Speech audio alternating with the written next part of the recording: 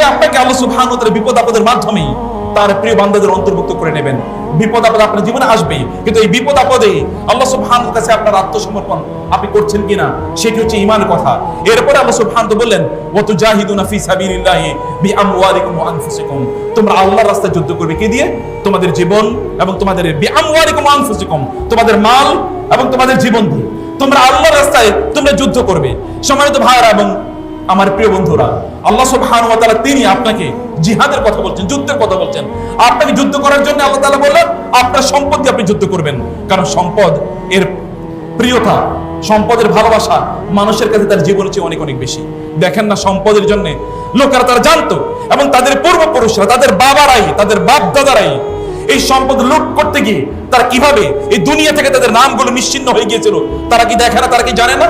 কিন্তু তারপরে তারা এই কাজগুলো করেছে, কারণ সম্পদের লোভ মানুষের জন্য এত ভয়াবহ যে মানুষ সবকিছু মুহূর্তের জন্য তারা ভুলে যায়, তারা পরিণতির কথা তারা ভুলে যায়, অথবা তাদের যে কি ভয়াবহ পরিণতি হতে পারে এটা তারা মুহূর্তের মধ্যে তারা ভুলে যায়। একবার এই কারণে আল্লাহ সুবহানাহু ওয়া তাআলা বলেছেন যে একজন মানুষ তারা লিহুব্বিল খায়রি লাশাদীদ, তারা সম্পদকে প্রচন্ড ভালোবাসে। আলহাকুমুত তাকাসুর হাত্তা যুরতুমুল মাকাবির, মানুষরা তারা কেবল এই সম্পদের প্রতিযোগিতায় মৃত্যু পর্যন্ত তারা লিপ্ত হতেই থাকে। এই কারণে আল্লাহ সুবহানাহু ওয়া তাআলার কাছে আল্লাহর রাস্তায় জিহাদ করার জন্য আপনাকে এক নম্বর যে কাজটি করতে হবে তাহলে আপনার সম্পদকে ব্যয় করতে হবে। আপনি বলবেন আপনার সম্পদ কতটুকু? রাসূলুল্লাহ সাল্লাল্লাহু আলাইহি ওয়াসাল্লাম বলেছেন কখনো কখনো এটা 1 লক্ষের সমান, কারণ আপনি এখনো আয় ইনকাম হয়তো করেন নাই, কিন্তু যতটুকু আপনি পেয়েছেন, যেই ব্যবস্থাপনায় আপনি তা অর্জন করেছেন, আপনার পিতা আপনাকে দিয়েছে, মা আপনাকে দিয়েছে, অথবা আপনার আত্মীয়স্বজন আপনাকে হাদিয়া দিয়েছে, গিফট দিয়েছে, তার থেকে আপনি আল্লাহ সুবহানাহু ওয়া তাআলার রাস্তায় ব্যয় করুন। আল্লাহর রাস্তায় আপনি যদি করেন, মনে রাখবেন আল্লাহ সুবহানাহু ওয়া তাআলার রাস্তায় যদি আপনি এক দান করেন, বিনিময়ে আল্লাহ সুবহানাহু ওয়া তাআলা আপনাকে 700 গুণ প্রদান করবেন। আর কিছু কিছু জায়গায় কিছু লোক আল্লাহ তাআলার কাছে এত এলিট ক্লাসের মানুষ, আল্লাহ তাআলা তাদের জন্য 700তে গিয়ে থামেন না, তিনি বলেন ওয়াল্লাহু ইউদাইফু লিমান ইয়াশা।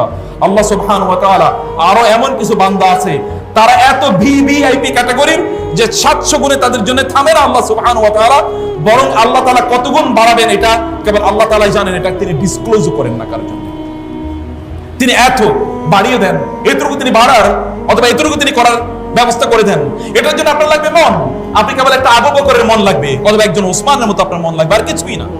আপনার একজন আবু বকরের মতো মন লাগবে, যিনি রাদিয়াল্লাহু তাআলা আনহু রাসূলুল্লাহ সাল্লাল্লাহু আলাইহি ওয়াসাল্লামের জন্য তার সম্পদকে প্রায় 6 বার তার সকল সম্পত্তি নিয়ে আল্লাহর রাসূলের জন্য ব্যয় করে দিয়েছিলেন।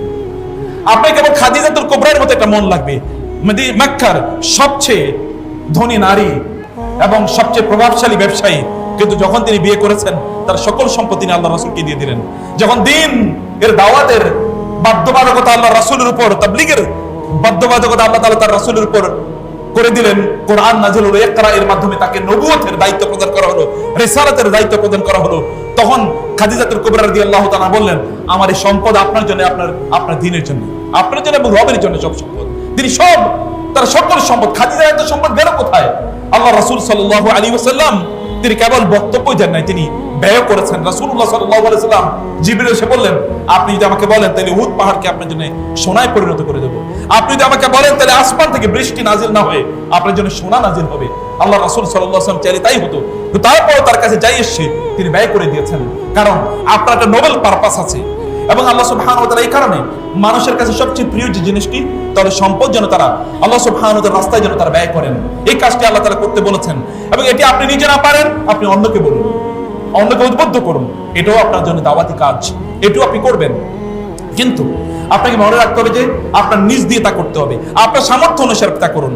রাসূলুল্লাহ সাল্লাল্লাহু আলাইহি ওয়াসাল্লাম যখন তাবুকের যুদ্ধ হয়, রাসূলুল্লাহ সাল্লাল্লাহু আলাইহি ওয়াসাল্লাম বললেন সকল সাহাবায়ে কেরাম থেকে ফিজিক্যালি এন্ড ফাইনান্সিয়ালি অংশগ্রহণ করতে হবে, কেউ পেছনে থাকতে পারবে না, সবাইকে দান সাদাকা করতে হবে। এমন কিছু সাহাবী ছিল রাদিয়াল্লাহু তাআলা আনহু আজমাইন, তারা এমন করলেন যে একজন সাহাবী, আমি লম্বা আলোচনায় আমি না গিয়ে কেবল একজন সাহাবীর কথা বলছি, তিনি রাতের বেলা ঘুম থেকে জেগে উঠলেন এবং তিনি উঠে তিনি বললেন সাজদায় তাহাজ্জুদের নামাজ তিনি দাঁড়িয়ে গেলেন, সিজদায় লুটিয়ে পড়লেন এবং সিজদায় লুটিয়ে তিনি বললেন আল্লাহ তোমার রাসূল বলেছে আমাদের যা সামর্থ্য আছে আমরা যেন ওয়ার ফান্ডে, যুদ্ধের যে ফান্ড, ওই ফান্ডে যেন আমরা দান করি। ইয়া আল্লাহ তুমি জানো আমার কিছুই নাই দেওয়ার মতো, আমার কিচ্ছু নাই আল্লাহ, আমি কেবলমাত্র এতটুকু দান করলাম, আমি যতদিন বেঁচে থাকবো কোন মুসলিম যদি আমাকে কষ্ট দেয় তাহলে এই কষ্টের কারণে তুমি আমাকে যে সওয়াব দেবে এই সওয়াবগুলো আমি গোটা মুসলিম উম্মার জন্য দান করে দিলাম আল্লাহ, আমি এতটুকু দান করলাম, আমার তো আর কিছুই দেওয়ার মতো নেই, আমার আর কিছুই দেওয়ার মতো নেই। ফজর নামাজে তিনি অংশগ্রহণ করলেন।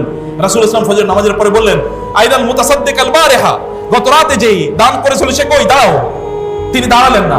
দ্বিতীয়বার বলো দাঁড়াও, তিনি দাঁড়ালেন না। তৃতীয়বার যখন বলা হলো কেউ দাঁড়ালো না, তিনি ভাবলেন বুঝি রাসূল আমাকে বলেছেন আইনাল মুতাসাদ্দিক ওয়াল বারিহাতা, গত রাতে যে দান করেছিল সে দাঁড়াও।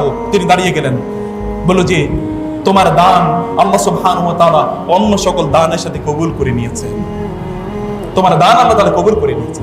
আরেকজন তার কিছুই নাই, তিনি কেবল একটু গল্প, কয়টা খেজুর, এটা আমি জানি না কত ছটাক হবে, খেজুর তিনি নিয়ে আসলেন। এই খেজুর নিয়ে আসার পর ওই মুনাফিকরা দূরে দাঁড়িয়ে আছে, মুনাফিকরা হাসাহাসি করছে। আল্লাহ সুবহানাহু সূরাতুত তাওবা এর আয়াতগুলো পড়বেন যে এরা আল্লাযিনা ইয়ালমিজুনাল মুত্তাওয়িঈনা, যারা কম দান করেছে একেবারে হালকা সামান্য, তাদেরকে নিয়ে এরা হাসি ঠাট্টা করেছিল। আল্লাহ সুবহানাহু ওয়া তাআলা সূরাতুত তাওবার লম্বা প্রায় অনেকগুলো আয়াত নাযিল করলেন এই সকল দানশীল ব্যক্তিদের জন্য যারা খুব কম দান করেছে। আপনাকে সাদাকা করতে হবে। সাদাকা কেন এটাকে সাদাকা বলা হয় বুঝতে হবে। সাদাকা শব্দের ইচ্ছে সাদাকাল্লাহু, আল্লাহ সত্য বলেছেন, মানে আপনার ঈমানের ক্ষেত্রে যে আপনি সত্যবাদী, এটা দানের মাধ্যমে কেবল প্রমাণ পায়, এই কারণে এটাকে সাদাকা বলা হয়। Otherwise there is no other way to explain it, this terminology. আপনি আপনার কিসের মাধ্যমে, আপনি আপনার সম্পদের মাধ্যমে আপনি করবেন, ওয়া আনফুসিকুম, এবং আপনার জীবনের মাধ্যমে আপনি করবেন। আপনার জীবন, সাহাবায়ে কেরাম জীবন দিয়েছেন, আপনি আপনার জীবনকে আল্লাহ সুবহানাহু ওয়া তাআলার রাস্তায় দেওয়ার জন্য আপনি উন্মুক্ত থাকতে হবে। ওমর রাদিয়াল্লাহু তাআলা, খালিদ ইবনে ওয়ালিদ রাদিয়াল্লাহু তাআলা তার ইন্তেকালের সময় তিনি কাঁদছিলেন, তিনি তার বিছানায় তিনি শুয়ে আছেন এবং তার অসুস্থতা, তিনি মারা যাবেন, তিনি কাঁদছেন। অন্যরা বলছেন ইয়া খালিদ ইয়া সাইফুল্লাহ আল মাসলুল, আপনি কাঁদছেন কেন? তিনি বলেন দেখো আমি 100-এর বেশি যুদ্ধে অংশগ্রহণ করেছি রাসূলের সময় এবং তারপরে আমি এত যুদ্ধে অংশগ্রহণ করেছি, আমার প্রত্যাশা ছিল যুদ্ধের ময়দানে আমি শাহাদাত বরণ করব, আমি যুদ্ধের ময়দানে শহীদ হব, এটা আমার প্রত্যাশা ছিল। কিন্তু দেখো এই যে হুনা আনা, এখানে আমি আমার বিছানা আমি মারা যাচ্ছি, আমার বিছানা আমি মারা যাচ্ছি, আমি কাঁদবো না, কে কাঁদবো? লোকেরা বললেন ইয়া খালিদ আপনি কেন কাঁদছেন? আল্লাহ না, আল্লাহ রাসূল না আপনাকে সাইফুল্লাহিল মাসলুল, আল্লাহ সুবহানাহু ওয়া তাআলা উন্মুক্ত তলোয়ার বলে ঘোষণা করেছেন? এবং আপনি কি জানেন না ওই কথা আল্লাহ রাসূল বলেছেন, কেউ যদি শাহাদাতের মৃত্যু প্রত্যাশা করে সে যদি তার বিছানায় মারা যায় তাহলে আল্লাহ সুবহানাহু ওয়া তাআলা তাকে শহীদ হিসেবে গণ্য করবেন। তার অন্তরে শাহাদাতের মর্যাদা তামান্না থাকতে হবে। খালিদ ইবনে ওয়ালিদ তিনি মারা যাচ্ছিলেন, এখানে যখন তিনি মারা গেলেন তখন মদিনার নারীরা তারা কান্না করা শুরু করে দিল। মদিনার নারীরা তারা কান্না করছে। ওমর রাদিয়াল্লাহু তাআলা খেলাফতের আমল, ওমর রাদিয়াল্লাহু তাআলা আনহু এর কাছে লোকেরা এসে বললেন নারীরা কাঁদে, এই কান্না বাইরে যাওয়া তো নিষিদ্ধ ইসলামে, অতএব আপনি কিছু বলুন। ওমর ইবনে খাত্তাব একটা হুঙ্কার দিলে তো এমনি সবাই ভীত সন্ত্রস্ত হয়ে যায়। ওমর ঘর থেকে যখন বের হচ্ছিলেন তখনই শোনা গেল তার ঘর থেকেও একজন নারী কেঁদে উঠছে, ইয়া খালেদা ওয়া খালেদা, হে খালেদ বলে তিনি কাঁদছেন। ওমর রাদিয়াল্লাহু জিজ্ঞেস করলেন কাঁদে কি? বলে আপনার মেয়ে রাসূলের স্ত্রী হাফসা রাদিয়াল্লাহু তাআলা কাঁদছেন খালেদের জন্য, হে খালেদ বলে কাঁদছেন। ওমর বুঝলেন একজন খালেদের জন্য গোটা পৃথিবী কাঁদা উচিত, অতএব নিষেধ করা হবে না, কাঁদুক লোকেরা। আপনার জীবনটাকে এমন করতে হবে যে আপনার জন্য অন্যরা কাঁদে, আপনি যেন পশু পাখি কাঁদে। কারণ তারা কবেন জান্নাতি ওয়া উন ওয়া যুরুই ওয়া মাতকামিন কারীম ওয়া না'মাতিন কানু ফিহা ফাকিহিন ফামা বাকাত আলাইহিমুস সামাউ ওয়াল আরদু ওয়া মা কানু মুনজিরিন। আল্লাহ বলেছেন একদল লোক যখন মারা যায় তখন আসমান এবং জমিনের কোন অংশ তার জন্য তো কাঁদেই না, বরং আল্লাহর কাছে কৃতজ্ঞতা ধন্যবাদ জানায় বলে আল্লাহ এই জালিম থেকে তুমি আমাদেরকে রক্ষা করেছো, এই জালিম থেকে তুমি আমাদেরকে রক্ষা করেছো। একদল লোকের ব্যাপারে আল্লাহ বলেন, আল্লাহ সুবহানাহু বলছেন। আর একদল লোক সূরাতুল আম্বিয়া আরেকদল লোকের ব্যাপারে আল্লাহ তাআলা বলেন যে এরা যখন কাঁদে, এরা যখন মারা যায় তখন তারা যেই জমিনে হাঁটতো, যেই জায়গায় তারা বসতো, যেই জায়গায় তারা সেজদা দিত, যেই মসজিদে তারা যেত, যেই মক্তবে তারা যেত, অথবা যেই মাঠে ময়দানে তারা কাজ করত, ওই প্রত্যেকটা অংশ তাদেরকে মিস করে এবং আল্লাহ সুবহানাহু ওয়া তাআলার কাছে কেঁদে বলতে থাকে আল্লাহ আমি তোমারই বান্দাকে মিস করছি, তুমি তাকে ক্ষমা করে দাও। এরা এমন এডিক্ট যে এই লোকেরা এই জিনিসগুলো যেগুলো মানুষ মানে অথবা তাদের প্রাণ নাই কথিত ভাবে সেই সকল জিনিসগুলো তাদেরকে মিস করে এবং আল্লাহ সুবহানাহু ওয়া তাআলার কাছে তাদের জন্য প্রত্যাশা করে। আপনার জীবন দিয়ে আপনি করবেন ইকরামের মতো একবার চিন্তা করে দেখেন। ইকরামের আবু জাহেল সেই মক্কা বিজয়ের সময় ইসলাম গ্রহণ করে মক্কা বিজয় পর্যন্ত সেই ইসলামের বিরুদ্ধে চলেছিল। তিনি তার বিরুদ্ধে রাসূলুল্লাহ সাল্লাল্লাহু আলাইহি ওয়াসাল্লাম বললেন তাকে যদি বাইতুল্লাহর গিলাফ ধরে ঝুলন্ত অবস্থায় পাওয়া যায় তারপরে তাকে হত্যা করা হোক। তিনি পালিয়ে যাচ্ছিলেন ইয়েমেনের থেকে, সেখান থেকে তাকে তার স্ত্রী নিয়ে আসলেন, উম্মে হাকিম তাকে নিয়ে আসলেন রাসূলের কাছে। তিনি আসলেন, আসার পরে উম্মে হাকিম বলেন, আমি রাসূলের কাছ থেকে আপনার জন্য ইন্টারনেটে নিয়ে এসে রাসূল আপনাকে ক্ষমা করে দিয়েছেন। তিনি আসলেন, এসে বলেন, ইয়া মুহাম্মদ, আপনি নাকি আমাকে ক্ষমা করে দিয়েছেন? বলে, হ্যাঁ ক্ষমা করে দিয়েছি। বলে, আপনার চেয়ে উত্তম ভালো মানুষ আমি দেখি না, আপনি আমাকে কি করতে বলেন? বলে, আমি তোমাকে বলি তুমি শাহাদাতু আল্লা ইলাহা ইল্লাল্লাহ ওয়া আন্না মুহাম্মাদার রাসূলুল্লাহ, তুমি এটা বলো। তিনি বলেন, আমি তা মেনে নিলাম এবং আপনার হাতে বায়াত করে আমি এই কথা বললাম যে আমি আমার জীবদ্দশায় ইসলাম আজকের আগ পর্যন্ত ইসলামের বিরুদ্ধে যতগুলো যুদ্ধ করেছি, এখন থেকে আমি ইসলামের পক্ষে তার চেয়ে দ্বিগুণ যুদ্ধ করব। এতদিন আমি ইসলামের বিপক্ষে যত সম্পদ ব্যয় করেছি, এখন থেকে যতদিন বেঁচে থাকি ইসলামের পক্ষে তার চেয়ে দ্বিগুণ সম্পদ ব্যয় করব। ইতিহাস সাক্ষী, যখন পারস্য এর বিরুদ্ধে, পার্সিয়ানদের বিরুদ্ধে যখন যুদ্ধ হয়, পার্শ্বে তখন ইয়াজদাগির এবং রুস্তম, সৌরভ রুস্তমের গল্প আপনারা শুনেছেন। যখন এরকম যুদ্ধ হচ্ছিল এবং সেখানে খালিদ ইবনে ওয়ালিদ তিনি সেনাপতি, খালিদ ইবনে ওয়ালিদের তার তাবুতে এসে যখন রোমান বাহিনী আক্রমণ করছিল, সেখানে ইবনে আবু জাহল 300 সাহাবী নিয়ে, সেখানে 300 সৈন্য নিয়ে তিনি উপস্থিত। এরা তখন মানে যেহেতু তাবু সেনাপতির তাবুতে ওরা আক্রমণ করেছে, আর সৌরভ রুস্তমের তাদের যে গল্প, তারা তো ভয়াবহ, তারা কেউ পালিয়ে যাচ্ছিল। তিনি তাদেরকে বলেন, তোমরা কোথায় পালিয়ে যাচ্ছ? বলে, আমাদের জীবন বাঁচানোর জন্য। তিনি বলেন, না আমি যুদ্ধ করবই। তোমরা কি মনে করছো আমি রাসূল সাল্লাল্লাহু আলাইহি বিপক্ষে যখন ছিলাম তখনই যুদ্ধের ময়দান থেকে আমি পালাই নাই? আল্লাহ রাসূলের হাতে বায়াত করার পর আমি যুদ্ধের ময়দান থেকে পালাবো? তোমরা কি মনে করছো কি তোমরা আমাকে আমার জীবন দিয়ে হলেও আমি রাসূলের দ্বীনকে প্রতিষ্ঠা করার জন্য কাজ করব? এবং ইতিহাস সাক্ষী, তিনি সেখানে যুদ্ধ করতে করতে শাহাদাত বরণ করেন। এবং আপনারা জানেন ওই 3 ব্যক্তির তিনি একজন, যেই 3 ব্যক্তি তারা বলছিলেন পানি পানি যুদ্ধের ময়দানে, এবং লোকেরা পানি নিয়ে সেখানে দৌড়ে যাচ্ছিল। তার কাছে যখন পানি নিয়ে দৌড়ে যায়, তখন তিনি বলেন, না আমার পানি দরকার নেই, ওই যে ওই ভাই পানির কথা বলছে তার কাছে যাও। দ্বিতীয় ব্যক্তির কাছে যখন যায়, তখন দ্বিতীয় ব্যক্তি বলছে, না আমার পানির দরকার নেই, ওই তৃতীয় ব্যক্তির কাছে যাও। তৃতীয় ব্যক্তির কাছে যখন পানি নিয়ে যায়, তখন দেখা যায় অলরেডি তিনি ডেড। আবার দৌড়ে আসলে প্রথম ব্যক্তির কাছে, ইকরামার কাছে এসে দেখলাম ইকরামা এর মধ্যে শাহাদাত বরণ করেছে। এই ইকরামার অল্প কিছুদিন আগে মাত্র মুসলমান হয়েছে। তাদের জীবন যদি এরকম ভাবে তারা দ্বীনের জন্য উৎসর্গ করে দিতে পারে, তাহলে আপনারা আমরা এত বছরের পর বছর বাপ দাদারা মুসলমান, আমরা কবে আল্লাহর দ্বীনের জন্য কাজ করব? আপনি দ্বীনের জন্য রক্ত দেবেন না, রক্ত দেওয়ার ফুরসত আপনার নাই, কিন্তু সময় দেওয়ার কি ফুরসত নাই? আপনি কিসের জন্য, কে আপনাকে বাঁচিয়ে রেখেছে? আল্লাহর জমিনে আপনি ঘুরেন, অথচ আল্লাহর দ্বীনের জন্য সময় দেওয়ার মতো সময় আপনার নাই। আল্লাহ আপনাকে জীবন দিয়েছেন, সেই জীবনের একটা ফোঁটা তাকে দেওয়ার মতো সময় নাই। এই জীবন তো কুকুর বিড়ালের জীবন। এবং যারা এই জাতীয় জীবন যাপন করে, ওদের জীবনকে আল্লাহ সুবহানাহু ওয়া তাআলা উলাইকা কাল আনআমি বাল হুম আযাল, এরা হচ্ছে গরু ছাগল অথবা গরু ছাগলের চেয়ে নিকৃষ্ট বলে আল্লাহ তাআলা তাদেরকে ঘোষণা করেছেন। অতএব আমাদের এই দেশে, আমাদের এই অঞ্চলে যারা আল্লাহর দ্বীনের বিরোধিতা করে, এই সকল ব্যক্তিদেরকে আল্লাহ সুবহানাহু ওয়া তাআলা 1500 বছর আগেই জন্তু জানোয়ারের সাথে ঘোষণা করেছেন, জন্তু জানোয়ারের সাথে তুলনা করেছেন। কিন্তু আপনারা তো একটা মহান জাতি, আপনাদের পূর্বপুরুষরা এরকম আছে, এরকম ছিল, তাদের জন্য তাদের জিনিসটাকে মাথায় রেখে আপনাকে কাজ করতে হবে। এরপরে আল্লাহ তাআলা আপনার জন্য বিনিময় কি রেখেছেন? আল্লাহ সুবহানাহু বলেছেন এই সকল ব্যক্তিদের অবস্থা হলো এরকম যে এদের জন্য আল্লাহ সুবহানাহু ওয়া তাআলা ইউকাফিরু আনহুম সাইয়্যাতিহিম, আল্লাহ তাআলা তাদের গুনাহগুলো মাফ করে দেবেন, শুধু আল্লাহ মুছে দেবেন, এগুলো গোপন করে দেবেন। সম্মানিত ভাইরা, আমাদের চরিত্র কি বলেন তো? আল্লাহ বলেছেন কেউ যদি আল্লাহর রাস্তায় যুদ্ধ করে, আল্লাহর রাস্তায় জিহাদ করে, সম্পদ ব্যয় করে, সম্মান এবং সময় ব্যয় করে, জীবন ব্যয় করে, আল্লাহ সুবহানাহু ওয়া তাআলা বললেন যে এই সকল ব্যক্তিদের তাদের কোনো দোষ ত্রুটি যদি থাকে, আল্লাহ তাআলা এগুলোকে গোপন করে রাখবেন। মানুষ তো দোষ ত্রুটি থাকবে, সাহাবায়ে কেরামদের কথা বলা হচ্ছে। আর আমাদের দেশে দেখবেন একদল কুলাঙ্গার আছে যারা দ্বীনের পক্ষে কাজ করে, তাদের বিরুদ্ধে কোথায় কোথায় মাইক্রোস্কোপ নিয়ে বসে থাকে যে এদের কোথায় কি ত্রুটি আছে, এগুলোকে পাবলিকলি আলোচনা করার জন্য। আল্লাহ সুবহানাহু ওয়া তাআলা আল্লাহর রাসূলের সাথে যারা ছিলেন সাহাবায়ে কেরাম, তাদের কথা বলেছেন, তাদের দোষ ত্রুটিগুলো আল্লাহ ঢেকে রাখবেন। এটা আল্লাহর কাজ।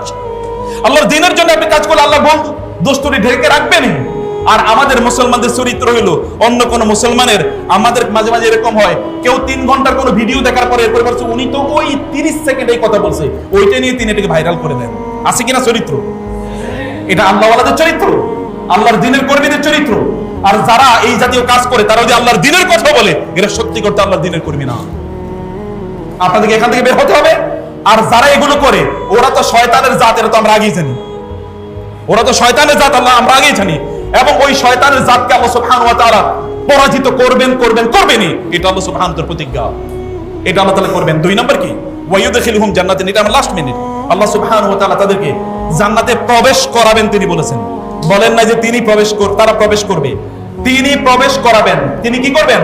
তাদেরকে প্রবেশ করাবেন।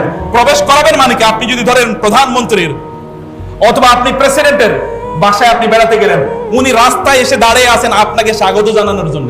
ব্যাপারটা কেমন? উনি আপনাকে হাত ধরে বাসায় নিয়ে যাচ্ছেন, এটা হলো এই। আর তিনি কিছু লোক পাঠিয়ে দিয়েছেন, আয়োজন করছেন আপনার জন্য বটে, কিন্তু কিছু লোক পাঠিয়ে দিয়েছেন, তিনি আপনি সেখানে যান, খাওয়া দাওয়া করেন, তার সাথে সাক্ষাৎ হতেও পারে, নাও হতে পারে, হলে হলো হাই হ্যালো কেমন আছেন, মাশাআল্লাহ ভালো, ভালো আছেন তো, খেয়েছেন তো, এরকম কোনটা উত্তম, কোনটা সম্মানজনক? আপনাকে হাত ধরে লাল গালিয়ে বেছানো হবে, হাত ধরে গাড়ি থেকে আপনাকে নামানো হবে এবং বসানো হবে, আপনার পাশে বসবে, আপনার সাথে গল্প করবে। আল্লাহ সুবহানাহু ওয়া তাআলা এইরকম আয়োজন আপনাদের জন্য করে রেখেছেন। এটা হচ্ছে ওয়ায়ুদখিলুহুম, তিনি প্রবেশ করাবেন, হি হিমসেলফ উইল অ্যাডমিট, তিনি প্রবেশ করাবেন এবং তিনি আপনার জন্য জান্নাত। কেমন জায়গা, লোকেশন লোকেশন লোকেশন। ধানমন্ডিতে একটা ফ্ল্যাট থাকা আর বাড়িধারা একটা ফ্ল্যাট থাকা, অথবা গুলশানে ফ্ল্যাট থাকা, আর ওই যে আপনার মানে সাভারের ভিতরে কোন একটা জায়গায়, আশুলিয়ার ভিতরে কোন একটা ফ্ল্যাট থাকা, দুইটা কি একরকম নাকি? আরেকটা যদি আমি বলি, যদি সৌদি আরবের মক্কায় বাইতুল্লাহ কাছে যদি যে ক্লক টাওয়ারে যদি ধরেন আপনার একটা ফ্ল্যাট আছে, তাহলে কেমন হতে পারে এটা? মসজিদে নববীর সামনে, সেখানে ধরেন 5 স্টার যে হোটেলগুলো আছে, ওইখানে আপনার বিশাল একটা মানে সুরম্য একটা অট্টালিকা আছে, কেমন হতে পারে বলেন তো? Location is very important. এটাকে বলা হয় প্রাইম এস্টেট। প্রাইম এস্টেট মানে এটা হচ্ছে সবচেয়ে দামি সম্পদ।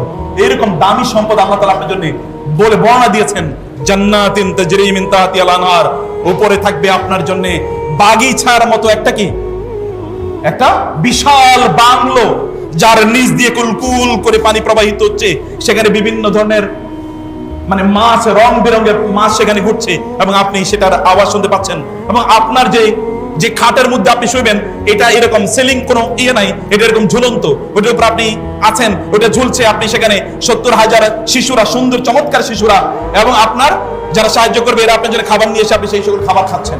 কি অসাধারণ একটা বর্ণনা, যদি আপনি এইভাবে আপনার জীবনটাকে তৈরি করতে পারেন। আল্লাহ সুবহানাহু ওয়া তাআলা এইভাবে আমরা যেন আল্লাহর দ্বীনের জন্য কাজ করতে পারি, সেই তৌফিক আল্লাহ তাআলা আমাদেরকে দান করুন। আল্লাহুম্মা আমিন।